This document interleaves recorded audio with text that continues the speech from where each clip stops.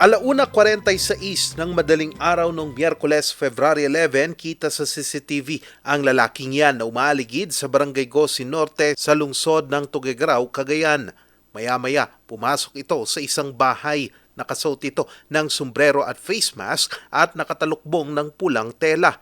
Binuksan nito ang isang bintana ng bahay at tinangkang pumasok. Pero sa sumunod na kuha ng CCTV, dumaan ito sa gilid ng bahay. Makalipas ang ilang minuto, nakapasok na ito sa salas ng bahay at binuksan ang ilang drawer. Makalipas ang ilang minuto, lumabas ulit ito at bumalik sa binuksan niyang bintana at saka pumasok. Hindi na nakunan pa ang mga sumunod na pangyayari pero tinangay na pala ng lalaki ang isang vault. Naglalaman ito ng alahas at mahalagang kagamitan na nagkakahalaga ng halos 1 milyong piso. Base sa salaysay ng biktima sa mga pulis, sinubukan pa raw nilang habulin ang suspect pero hindi na nila ito naabutan. Nag-alok na ng 30,000 pesos na pabuya ang biktima sa sinumang makapagtuturo sa suspect. Sinubukan ng news team na kunan ng panig ang Tuguegarao City Police Station at Cagayan Police Provincial Office pero wala pa silang pahayag habang nagpapatuloy ang investigasyon sa insidente.